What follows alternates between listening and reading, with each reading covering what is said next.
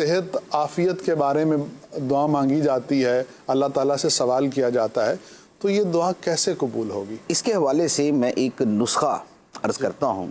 بہت عرصہ پہلے میں نے ایک کتاب میں پڑھا تھا کہ ایک آدمی تھا، اس کی دعائیں بڑی کثرت سے قبول ہوتی تھی۔ ٹھیک، جو دعا کرتا قبول ہو جاتی، جو دعا کرتا قبول ہو جاتی۔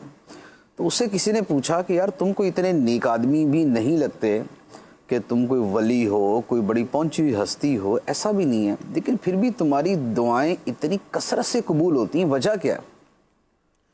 اس نے کہا کہ اس کی وجہ یہ ہے کہ میں جب اپنے گھر سے نکلتا ہوں تو مجھے جو بندہ نظر آتا ہے میں اس کے لیے دعا کرتا ہوں۔ سبحان اللہ، ٹھیک ہے۔ روڈ پہ چلتے ہوئے، گاڑی چلاتے ہوئے، بائک پہ، پیدل، خریداری کرتے، مجھے جو بندہ نظر آتا ہے میں اس کے لیے دعا کرتا ہوں، یا اللہ اس کا بھلا کر، یا اللہ اس کی خیر کر، یا اللہ اس کو عافیت دے، یا اللہ اس کے ساتھ اچھا معاملہ فرما۔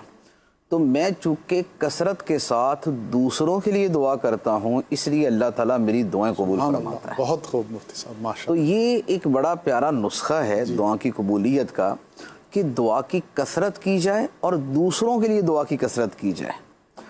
تو اب جیسے گھر سے نکلیں، اب وہ ٹھیلے والا ہے، وہ دکاندار ہے، وہ صفائی والا ہے، وہ رزق کی تلاش میں نکلنے والا ہے، اب سب کے لیے دعا کرتے جائیں، یا اللہ یہ جو رزق کمانے کے لیے نکلا ہے اس کو رزق حلال عطا فرما، جس کا روزگار چل رہا ہے یا اللہ اس کے رزق میں برکت عطا فرما، کوئی پریشان نظر آتا ہے کہ یا اللہ اس کی پریشانی دور کر دے، کوئی مریض سا نظر آیا تو کہ یا اللہ اس کو شفا عطا فرما دے، ہاسپٹل کے سامنے سے یا لیب کے سامنے سے گزرے تو یا اللہ جہاں یہاں جو مریض ہیں ان کو شفا عطا فرما۔ تو کثرت کے ساتھ جب دعا کرنا دوسروں کے لیے معمول بنا لیں تو اس کا نتیجہ یہ نکلتا ہے کہ بندے کی دعائیں قبول ہونا شروع ہو جاتی ہیں۔ اچھا، پھر اس کے بارے میں اس کے چند ایک اور فضائل ہیں اور اس کے اور فوائد ہیں، میں عرض کرتا ہوں۔ ایک حدیث مبارک ہے، مسلم شریف کی حدیث ہے، نبی پاک صلی اللہ تعالیٰ علیہ وسلم نے فرمایا کہ آدمی کی اپنے غیر موجود بھائی کے لیے دعا اللہ کی بارگاہ میں قبول ہوتی ہے۔ سبحان اللہ۔ کسی کے لیے دعا کریں جو وہاں موجود نہیں ہے تو یہ دعا اللہ کی بارگاہ میں قبول ہوتی۔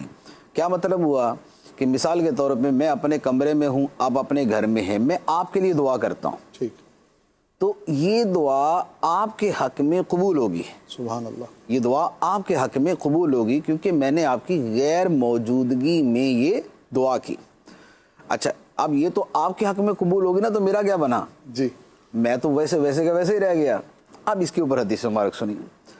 نبی پاک صلی اللہ تعالیٰ علیہ وسلم نے فرمایا کہ جب کوئی بندہ اپنے بھائی کے لیے اس کی غیر موجودگی میں دعا کرتا ہے تو ایک فرشتہ اس دعا کرنے والے کے سر کے قریب کھڑا ہوتا ہے، سبحان اللہ، سبحان اللہ۔ وہ اس کی دعا پہ آمین کہتا ہے، اللہ، ٹھیک، وہ اس کی دعا پہ آمین کہتا ہے اور ساتھ میں یہ کہتا ہے کہ تیرے لیے بھی ایسی ہی خوشخبری ہو۔ سبحان اللہ، سبحان اللہ، کیا خوب۔ گویا ہوا یہ کہ میں نے آپ کے لیے دعا کی تو فرشتے نے میرے لیے دعا کی، سبحان اللہ، سبحان اللہ، آپ کے حق میں میری دعا قبول، میرے حق میں فرشتے کی دعا قبول۔ بہت خوب۔ ٹھیک ہے۔ اچھا، پھر ایک اور حدیث مبارک ہے اسی کے اوپر، نبی پاک صلی اللہ تعالیٰ علیہ وسلم نے فرمایا کہ جب بندہ یوں دعا کرتا ہے نا اپنے بھائی کے لیے تو اللہ تعالیٰ اس بندے سے فرماتا ہے کہ شروع میں تم سے کروں گا، اللہ، اللہ، تم نے دعا اس کے لیے کی ہے لیکن شروع میں تم سے کروں گا، سبحان اللہ، جو سبحان تم نے اس کے لیے مانگا پہلے تجھے عطا کروں گا پھر اس کو عطا کروں گا۔ اللہ، اللہ، اللہ۔ تو اب آپ دیکھیں کہ یہ کس قدر خوبصورت اور زبردست قبولیت کا عمل ہے سبحان کہ ہم اپنی دعاؤں میں دوسروں کو شریک کر لیں اور دوسروں کے لیے دعا کرنا شروع کر دیں۔ سبحان اللہ۔ تو جو چیز آپ کو چاہیے نا آپ دوسرے کے لیے مانگنا شروع کر دیں،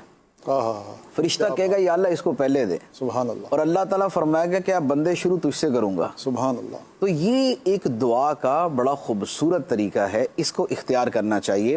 اچھا، اس کی فضیلت ایک اور میں فضیلت عرض کرتا ہوں، حدیث مبارک ہے، فرمایا کہ جو بندہ مومنوں کے لیے مغفرت کی دعا کرتا ہے ٹھیک، اللہ تعالیٰ ہر مومن کے بدلے میں اس کو ایک نیکی عطا فرماتا ہے۔ سبحان اللہ، سبحان اللہ۔